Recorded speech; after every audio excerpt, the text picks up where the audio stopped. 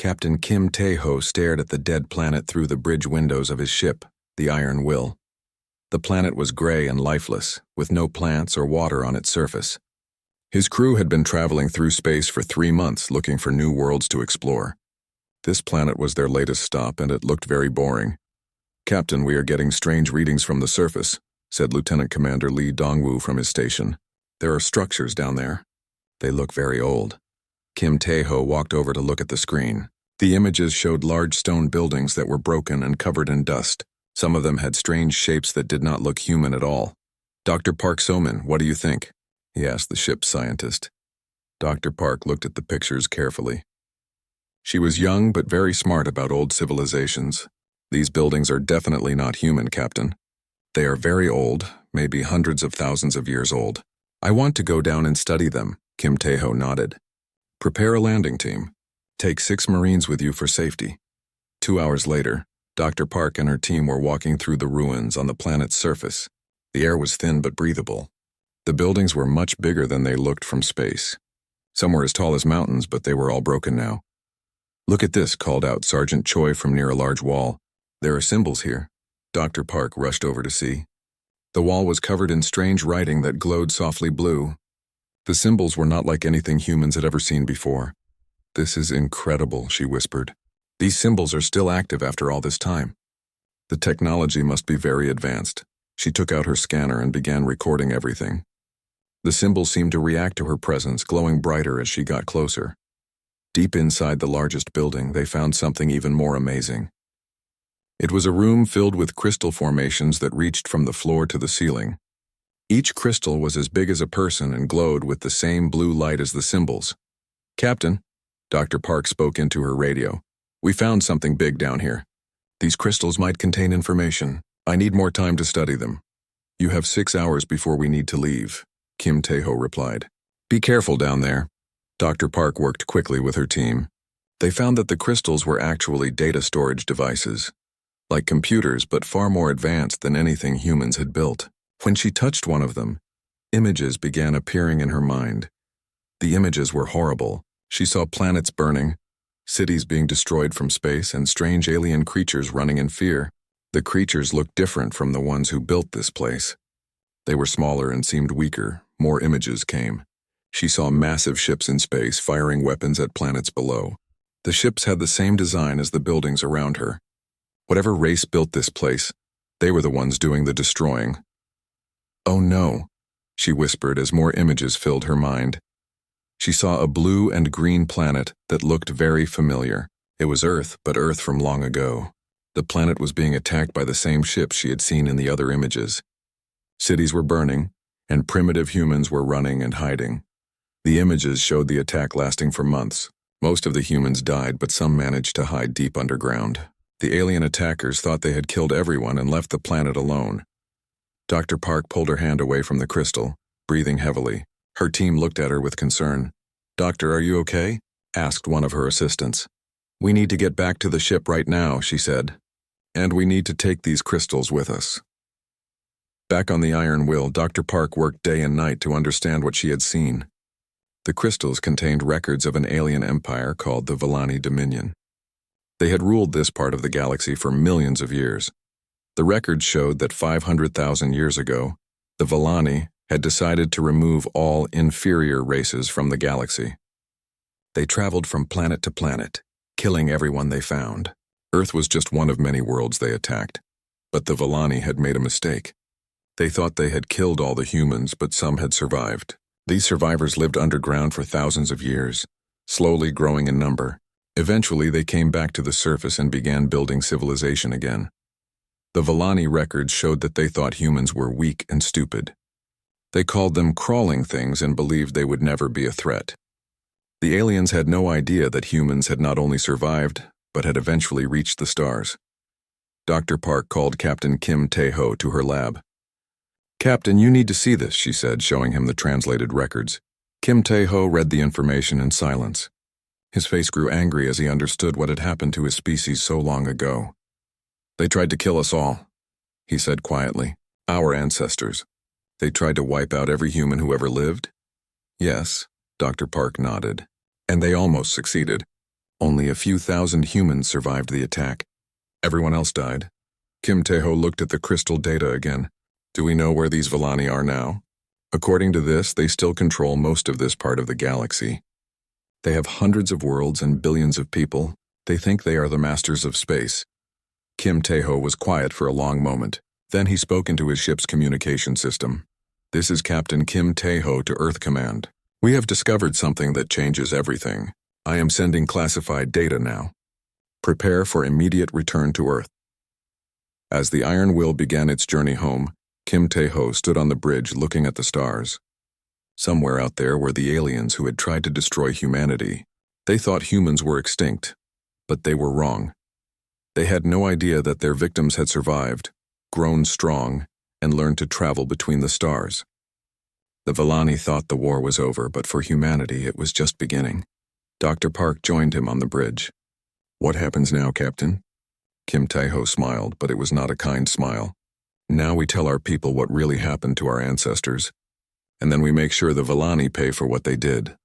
The ship flew through space toward Earth, carrying the most important discovery in human history. Soon everyone would know the truth about humanity's past, and the galaxy would never be the same again.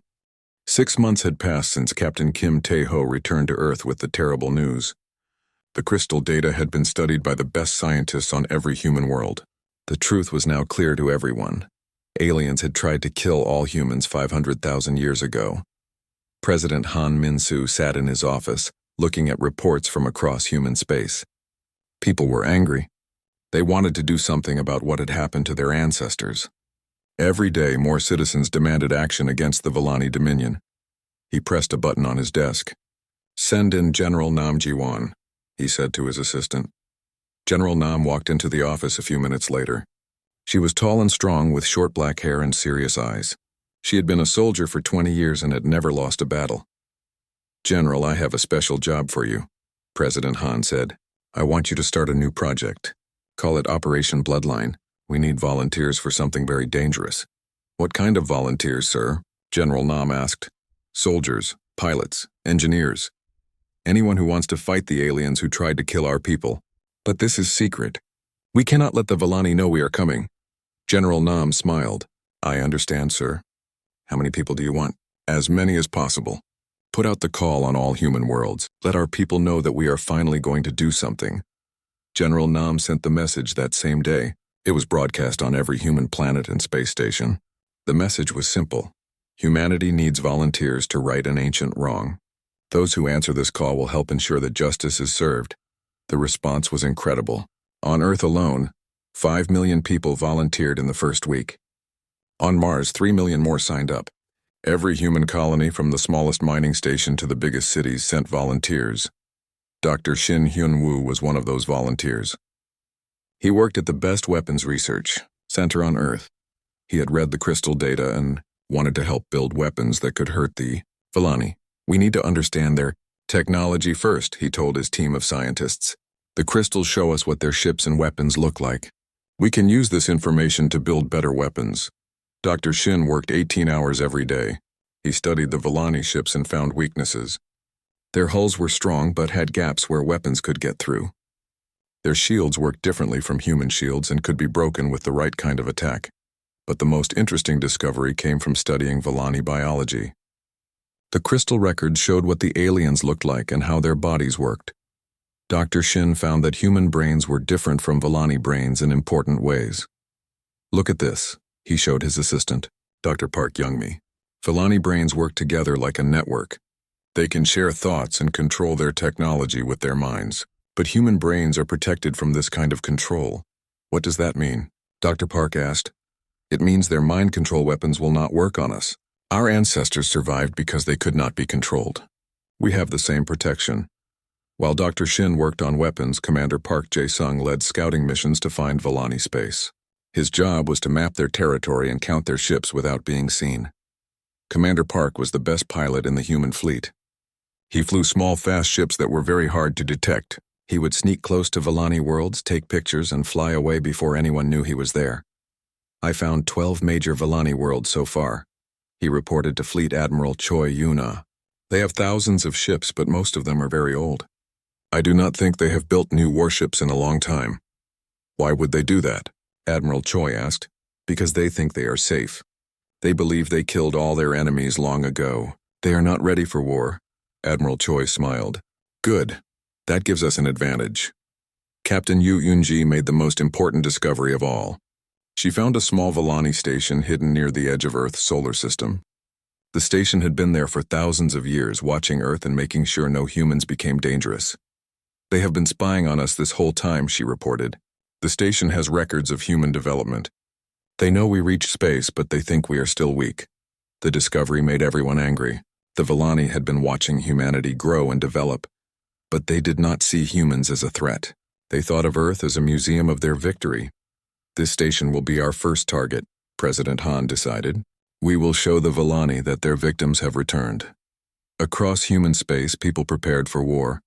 Factories that once built civilian ships now made warships. Mining colonies sent metal to build weapons. Every human world contributed something to the effort. The volunteers trained hard. General Nam divided them into different groups. Some would fly ships, others would fight on planets, and the best would join special units for the most dangerous missions. Major Oh Byung-ho trained ground soldiers. He taught them how to fight in the kinds of battles they would face against the Volani. The aliens were taller and stronger than humans, but they had not fought a real war in thousands of years. They think they are better than us, Major Oh told his soldiers. They think we are weak because our ancestors hid from them. But hiding was smart. It kept us alive. Now we are strong enough to fight back. The soldiers trained with new weapons that Dr. Shin had designed. The weapons were built specifically to hurt Volani bodies and destroy their technology. Every bullet, every bomb, every ship was made to kill the aliens who had tried to destroy humanity. As the months passed, human space became like a giant military base. Everyone had a job to do for the war that was coming. Children learned about their ancestors and why this fight was important. Adults worked in factories or joined the military. But the most important change was in people's hearts. For 500,000 years, humans had lived without knowing why they had to struggle so hard to survive. Now they knew. They knew that their ancestors had faced extinction and survived through pure determination. This knowledge changed them. They felt connected to every human who had ever lived and died. They carried the anger and pain of their ancestors, but also their strength and will to survive. Dr. Park So-min, who had first discovered the truth, was now working with the military to plan attacks on Volani worlds. She studied their culture and society to find the best ways to hurt them. The Volani think they are perfect, she explained to the War Planning Committee. They have not changed or grown in millions of years. They do the same things the same way because they think their way is best. This makes them predictable. How can we use that? Asked Admiral Choi. We can surprise them. They will not expect us to be smart or brave or strong. They will fight us the same way they fought our ancestors. But we are not our ancestors. We are much more dangerous. The preparations continued. Ships were built, weapons were tested, and soldiers were trained. Human space was ready for war, but this would not be a war of conquest or territory. This would be a war of justice, a war to pay back an ancient debt. The Volani had tried to destroy humanity when it was young and weak. Now humanity was old and strong, and it remembered everything. The time for hiding was over. The time for revenge had come. Commander Lim Seok-jin looked at the Volani monitoring station through his ship's cameras. The station was small, with only about 50 aliens inside. It had been watching Earth for thousands of years, but today its long watch would end. All ships, this is Commander Lim. He spoke into his radio. Remember, we want some of them alive for questioning. Kill the rest. His attack force had 6 ships, all painted black to hide in space. They had been traveling for 2 weeks to reach this station without being detected. Now they were ready to strike the first blow in humanity's war for revenge. The attack began at exactly midnight, Earth time. The human ships moved fast and silent, appearing around the station like ghosts. The Volani had no warning. Commander Lim's ship fired first. His weapons tore through the station's hull like paper. The Volani had not improved their defenses in thousands of years. Their shields were useless against human weapons. Inside the station, alarms began ringing. The Volani soldiers ran to their battle stations, but they moved slowly. They had never faced a real attack before. For them, war was something that happened long ago. The human attack was perfect. In just 10 minutes, the station's weapons were destroyed. In 20 minutes, its engines were gone. In 30 minutes, human soldiers were cutting their way inside. The Volani soldiers tried to fight, but they were not ready. They were tall, with gray skin and forearms, but they moved like they were afraid. Their weapons were old and weak compared to human guns. "Surrender and we will let you live," Commander Lim announced as his soldiers swept through the station. Most of the Volani dropped their weapons immediately. By the end of the hour, the station belonged to humanity. 43 Volani were dead and 7 were prisoners. Not a single human soldier had been hurt. Colonel Kim Hyo-jin arrived on the station to question the prisoners. She was an expert at getting information from enemies. She had learned the Volani language from the crystal data. The Volani prisoners were terrified. They had never seen humans before, only heard stories that humans were extinct. Now they were face to face with the crawling ones their ancestors had tried to destroy. "You are supposed to be dead," said one Volani officer, his forearms shaking with fear. "Many of us did die," Colonel Kim replied calmly, "but some survived. We remembered what you did to us. We have been waiting a long time for this moment." "That was long ago," the Volani said. "We are not the same people who attacked your world." Colonel Kim smiled, but her eyes were cold. "We are the same people you tried to kill. We remember everything. Our children will remember. Their children will remember. We never forget." The interrogation revealed important information. The Volani Dominion was much weaker than it appeared. They had not fought a war in 200,000 years. Most of their soldiers had never even seen combat. Their weapons and ships were old and had not been updated. More importantly, the Volani leadership did not take humans seriously. They thought the attack on the monitoring station was just pirates or rebels. They had no idea that an entire species was preparing to destroy them. Admiral Moon Sang-ho used this information to plan the next phase of attacks. He chose 12 Volani outposts scattered across their territory. Each outpost would be hit at the same time, making it look like humans were everywhere at once. The attacks happened exactly 1 week later. Human ships appeared at all 12 locations simultaneously. The Volani were caught completely off guard. At Outpost Vel 7, Captain Ryu Hua-young led her squadron in a devastating assault. The Volani ships tried to run rather than fight. Captain Ryu's pilots hunted them down one by one, showing no mercy. "This is for our ancestors," she said as her weapons destroyed the last enemy ship. At Outpost Kel 3, Major Oh Byung-ho led ground troops in the first major planetary assault. His soldiers moved like a perfect machine, taking the base in just 2 hours. The Volani defenders had never faced anything like human military tactics. The Volani tried to use their mental powers to control human minds, but it did not work. Dr. Shin had been right about human resistance to Volani mind control. The aliens could not understand why their psychic weapons failed. "Your tricks do not work on us," Major O told a captured Volani commander. "Our minds are our own. They always have been." Dr. Kang Mi-young, a scientist studying Volani biology, made an important discovery during the battles. She found that human ancestors' trauma had changed them in ways that made them stronger. Humans were naturally resistant to most Volani biological weapons too. "The attempt to destroy us made us better," she reported. "Our species adapted to survive everything they threw at us. We are immune to their worst weapons." News of the successful attack spread through human space like wildfire. People celebrated in the streets. Their long wait for justice was finally beginning. But the celebrations were nothing compared to the panic in Volani space. For the first time in millennia, the Volani High Council called an emergency meeting. Prime Dominator Velthara stood before the council chamber, her tall form trembling with rage and confusion. She had ruled the Dominion for 50,000 years and had never faced a crisis like this. "How is this possible?" she demanded. "The humans are extinct. We made sure of that ourselves." "Apparently we did not kill them all," said War Prime Kelthoros. "Some survived and have grown strong. They have learned to travel between stars and build weapons." "Impossible," Velthara said. "They were primitives, crawling things that barely knew how to make fire. They could never become a threat to us." "The evidence suggests otherwise," Kelthoros replied, showing her reports from the attacks.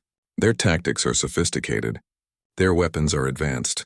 They fight with coordination we have not seen from any species." Velthara studied the reports. The human attacks were perfectly planned and executed. Every move seemed designed for maximum damage with minimum risk. These were not the actions of primitive beings. How many of them are there? she asked. We estimate billions spread across many worlds.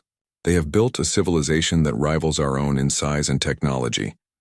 For the first time in her long life, Velthara felt something she had not experienced before: fear. The Vellani had grown soft over the millennia. They had not faced real opposition in so long that they had forgotten how to fight a war. Meanwhile, human forces were already planning their next attacks. Captain Hung Jinwoo prepared his fleet for an assault on a major Vellani supply depot. Colonel Wu Tae-jin organized raids on Vellani communication centers. Lieutenant Colonel Park Young-soo planned strikes on alien breeding facilities. Each attack was designed to hurt the Vellani in a different way. Humanity did not just want to win this war. They wanted to make their enemies suffer as their ancestors had suffered. Dr. Park So-min worked with military planners to target Vellani morale. They think they are superior to everyone else, she explained. If we show them that they are not, it will break their spirit. The psychological warfare began immediately. Human forces broadcast messages to Vellani worlds, reminding them of their ancient crimes. The messages were simple. We are the children of those you tried to kill. We have returned. We remember everything. The effect on Vellani society was dramatic. Many aliens began to panic, fearing that the extinct humans had somehow returned from the dead to seek revenge. Others refused to believe humans could be a threat, but the Vellani military knew the truth. They were facing an enemy unlike anything they had fought before. Humans fought with a fury born of ancient injustice. Every battle was personal for them. Every victory was justice served. As the days passed, more Vellani outposts fell. Human forces moved through space like a storm, destroying everything in their path. The aliens who had once thought themselves masters of the galaxy now cowered in fear. The war for vengeance had truly begun, and for the first time in 500,000 years humanity was winning. News of human victories traveled fast through the galaxy. Other alien species that lived under Vellani rule began to whisper among themselves. The mighty Vellani dominion was being defeated by a species they had thought was extinct. Ambassador Seo Tae-young received many messages from these other aliens. They wanted to know if humanity would help them fight the Vellani too. Some offered to join forces with the humans, but Ambassador Seo's response was always the same. This is not your fight. This is between humanity and those who tried to destroy us. We do not want allies. We want justice. The other aliens did not understand. Most wars in the galaxy were about territory or resources, but this was different. This was about paying back a debt that was 500,000 years old. Fleet Admiral Jong Won-sik prepared for the largest human attack yet. Operation Ancestor's Fury would hit 7 major Vellani worlds at the same time. Each attack would show the aliens a different kind of human warfare. The operation began on a Tuesday morning, Earth time. Across Vellani space, human fleets appeared without warning. The aliens had no time to prepare or call for help. Captain Ryu Hua-young led the space battle at Velthanor Secondary. Her ship, the Blood of Earth, faced 3 Vellani cruisers at once. The enemy ships were bigger than hers, but they were slow and clumsy. All weapons fire at will, Captain Ryu ordered. Her ship danced between the enemy vessels, firing precisely aimed shots at their weak points. The Vellani crews panicked as their ships exploded around them. Within an hour, all 3 enemy ships were destroyed. Captain Ryu lost only 2 of her own vessels. The Vellani fleet that had once seemed so powerful was just scrap metal floating in space. On the planet Korthval, General Kim Dong-hyun showed the galaxy what human ground forces could do. His army of 50,000 soldiers faced 200,000 Vellani defenders, but the numbers did not matter. Human soldiers moved like machines of death. They worked together perfectly, each unit supporting the others. The Vellani tried to use their superior size and strength, but humans were faster and smarter. Advance on all fronts, General Kim ordered. Show them what happens when you try to destroy humanity. His soldiers fought with a fury that terrified the Vellani. Every human warrior carried the anger of their ancestors. They fought for every person who had died in the great genocide 500,000 years ago. The battle lasted only 6 hours. The Vellani army was completely destroyed. General Kim's forces lost fewer than 3,000 soldiers. It was the most one-sided victory in the history of warfare. Dr. An Soo-jin had been working on special weapons designed just for Vellani biology. Her laboratory had created bullets that would poison Vellani blood, and bombs that would destroy their nervous systems. Their biology is their weakness, she explained to the weapon deployment teams. They are adapted to their old way of life, but not to real war. These weapons will kill them in ways their medicine cannot fix. The new weapons were used for the first time during Operation Ancestor's Fury.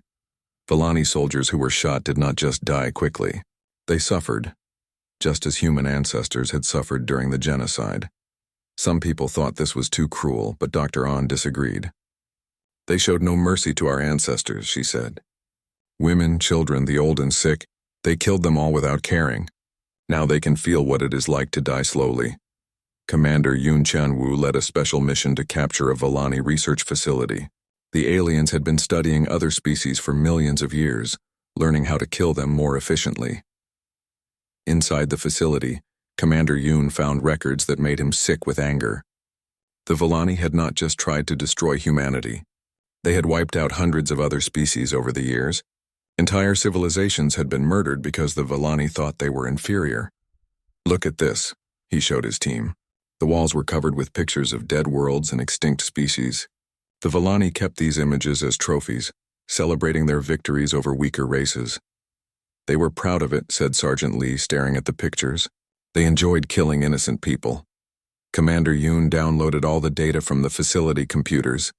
The information would be useful for finding more Volani targets. But more importantly, it proved that humanity's war was not just about revenge. It was about stopping monsters who had been killing for millions of years. The Volani High Council watched their empire crumble in real time. Reports came in from every battlefield, all carrying the same message: total defeat. Their armies were being destroyed, their fleets were burning, and their people were dying. War Prime Keltharos stood before Prime Dominator Velthara with the latest casualty reports. "We have lost 7 major worlds in a single day," he said. "Our military strength has been cut in half. How is this possible?" Velthara demanded. "We are the superior race. We have ruled this galaxy for millions of years. How can these primitive humans defeat us?" "They are not primitive anymore," Keltharos replied. "They have become something we never expected. They fight like demons and they show no mercy at all." For the first time, the Volani leadership began to understand what they were facing. This was not just another rebellion or territorial dispute. This was a species-wide campaign of extermination. They want to kill all of us, Velthara realized. This is not about conquest. They want revenge for what our ancestors did to them. "Yes," Keltharos nodded, "and they are very good at it." Lieutenant Colonel Park Young-soo specialized in deep penetration raids. His job was to sneak behind enemy lines and destroy important targets. His favorite targets were Volani breeding worlds where the aliens raised their young. "Every Volani child who dies cannot grow up to threaten humanity," he explained to his team. "We are preventing future genocides by ending their species now." His raids were swift and deadly. Human soldiers would appear on a breeding world, destroy the nurseries and genetic facilities, and disappear before help could arrive. Within months, the Volani birth rate dropped by 70%. The psychological effect was enormous. Volani parents began hiding their children, afraid that humans would come for them next. The confident superior race that had once ruled the galaxy was now living in terror. Human propaganda made things worse for the Volani. General Baek Min-ho created messages that were broadcast across alien space. The messages were simple but effective. "We are the children of those you murdered," the broadcast said. "We remember every death, every scream, every tear. There is nowhere in the galaxy you can hide from us. We will find you all." The messages included images from the crystal data, showing the original genocide of humanity. But they also showed current human victories, proving that the victims had returned as conquerors. Many Volani began to have mental breakdowns. They could not understand how their extinct victims had become so powerful and ruthless. Some aliens killed themselves rather than face capture by human forces. Dr. Lee Yun-soo developed technology that could track Volani biological signatures across interstellar space. No matter where the aliens tried to hide, humans could find them. "We can detect their DNA from light years away," she explained to Admiral Jung. "Even if they run to the edge of the galaxy, we will track them down." The tracking technology was tested during a hunt for Volani survivors from the Battle of Korthval. A group of aliens had escaped in a small ship, but Dr. Lee's scanners found them hiding in an asteroid field 3 days later. Human forces surrounded the asteroid and demanded surrender. The Villani refused, so the humans destroyed their hiding place. No prisoners were taken. As Operation Ancestor's Fury continued, it became clear that humanity had changed the nature of warfare in the galaxy. They did not fight for territory or resources. They fought to completely destroy their enemies. Other alien species watched in fascination and terror. Some began to worry that humans might turn on them next. Others admired human determination and efficiency. But all of them understood one thing. Humanity was now the most dangerous species in the galaxy. The race that had once hidden in caves from Villani attacks was now hunting their former oppressors to extinction. The Villani Dominion, which had ruled for millions of years, was collapsing in just months. Their fleets were destroyed, their worlds were burning, and their people were dying in numbers not seen since the ancient genocides they had committed. And humanity was just getting started. The real war had only begun. The Villani Dominion was dying. In just 8 months, humanity had destroyed half of their empire. Planets that had been Villani strongholds for millions of years now belonged to human forces. The aliens who once thought themselves masters of the galaxy were running for their lives. Supreme Commander Lee Sang-min studied battle reports from across Villani space. Every day brought news of more victories. His strategic planning had been perfect. The humans always knew where the Villani would go and what they would do. They are predictable, he explained to his staff officers. They have done the same things for so long that they cannot change.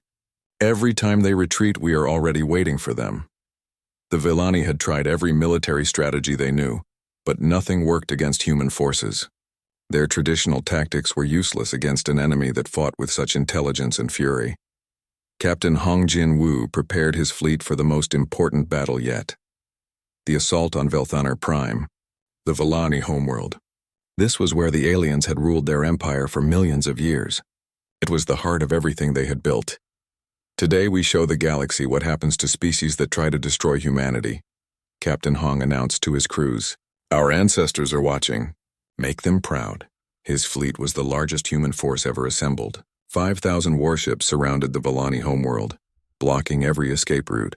The aliens were trapped on their own planet with nowhere to run. The battle for Velthanar Prime was broadcast live across human space. Billions of people watched as their military finally brought justice to the world where the genocide of humanity had been planned. The Villani fleet tried to protect their homeworld, but they were outnumbered and outgunned. Human ships moved like a pack of wolves working together to destroy their prey. One by one, the alien vessels exploded or surrendered. Captain Hong led the final assault personally.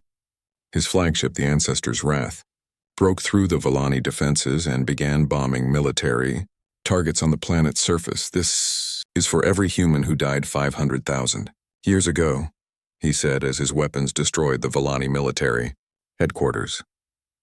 On the surface of Velthanar Prime, General Baek Min-ho led ground forces in street-by-street fighting. The Villani civilians had nowhere to hide. Human soldiers moved through their cities like an unstoppable force. But General Baek had specific orders about civilian targets. We are not like them, he told his troops. We kill soldiers and leaders, not innocent families. We are better than they were. Even so, the psychological warfare continued. Human forces used loudspeakers to broadcast messages throughout Villani cities. Your leaders tried to kill every human child, the messages said. Now your empire dies because of their crime. The effect on Villani morale was devastating. Many aliens simply gave up fighting. They had lost all hope that their species could survive humanity's revenge. Dr. Lee Yun-soo had perfected her tracking technology. Now she could find any Villani in the galaxy within hours. Her scanners had become the most feared weapon in human space. There is no escape, she announced in broadcast to fleeing Villani. We can find you anywhere. We will hunt you until every last one of you is dead. Some Villani leaders tried to negotiate through diplomatic channels. A messenger named Diplomat No Ji-hoon was sent to meet with human representatives. He carried an offer of surrender from the Villani High Council, but humanity's response was swift and final. There will be no negotiations, President Han Min-soo announced. There will be no mercy. They showed none to our ancestors, and we will show none to them. The diplomat was sent back with a simple message: complete extinction or complete victory. Those are the only options. Colonel Wu Tae-jin had found something that made him very angry. On several Villani worlds, he discovered what they called trophy museums. These were buildings where the aliens kept souvenirs from all the species they had destroyed. In one museum, he found artifacts from ancient Earth. There were human bones, primitive weapons, and even children's toys from the time of the genocide. The Villani had kept these items to remember their victory over humanity. They made our ancestors' suffering into entertainment, Colonel Wu told his soldiers. They celebrated the deaths of human children. His response was immediate and brutal. Every trophy museum was destroyed, along with the cities around them. The Villani would have no monuments to their ancient crimes. The war had spread to every corner of Villani space. Human forces were everywhere, hunting down aliens who tried to hide. There was no safe place left in the galaxy for the species that had once ruled everything. Marshal Kim Subin oversaw the systematic destruction of the last Villani strongholds. Her job was to make sure no alien escaped to rebuild their empire somewhere else. "We must be thorough," she explained to her commanders. "If even a few thousand Villani survive, they might try to attack humanity again in the future. We cannot let that happen." Her forces moved from planet to planet, checking every hiding place and destroying every Villani facility. It was slow work, but it was necessary to complete humanity's revenge. Prime Dominator Velthara sat in her bunker deep beneath Velthanor Prime, listening to reports of defeat after defeat. Her mighty empire was gone. Her proud species was being hunted to extinction. "How did this happen?" she asked War Prime Kelthoros. "How did the crawling ones become so powerful?" "I think I understand now," Kelthoros replied. "When we tried to kill them, we made them stronger. The survivors had to become perfect warriors just to stay alive. Over hundreds of thousands of years, they evolved into the most dangerous species in the galaxy." Velthara felt something she had never experienced before: regret. "We created our own destroyers," she whispered. "Yes," Kelthoros nodded. "And now they have come home." Above them, human bombs were falling on the last Villani cities. The sounds of destruction echoed through the bunker. Soon, even this final hiding place would be found. Admiral Park Jin-young cornered the last Villani fleet at the edge of known space. The aliens had tried to run beyond the galaxy, but human tracking technology had found them anyway. "Surrender and die quickly," Admiral Park broadcast to the fleeing ships. "Keep running and die slowly. Those are your only choices." Some Villani ships tried to fight, but their hearts were no longer in it. They knew they could not win. They knew their species was doomed. The battle was over in hours. The last Villani fleet was destroyed completely.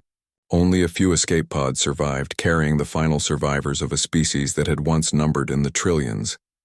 But even these survivors would not live long. Human hunter-killer teams were already tracking them down.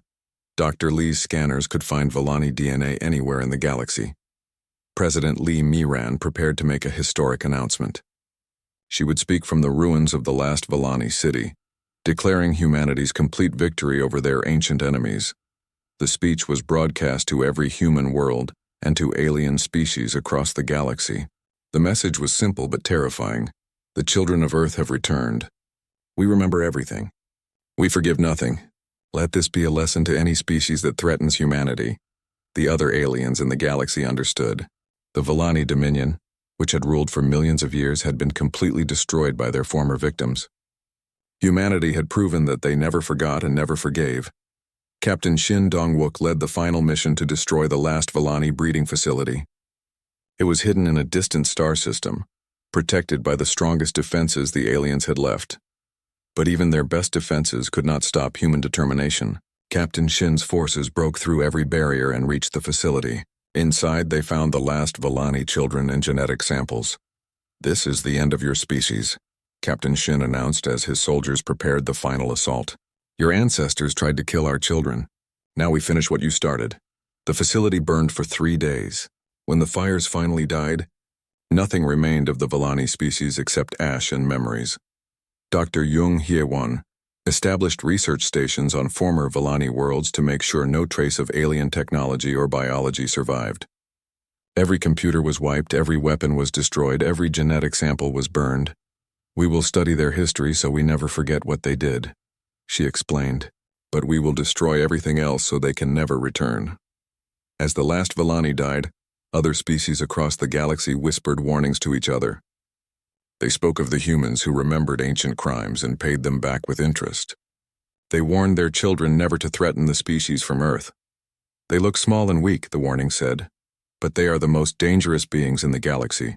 They never forget, they never forgive, and they always come back stronger than before. The War of Vengeance was almost over. After 500,000 years, humanity had finally settled their debt with the species that tried to destroy them. Justice had been served, written in the blood of those who had spilled human blood first.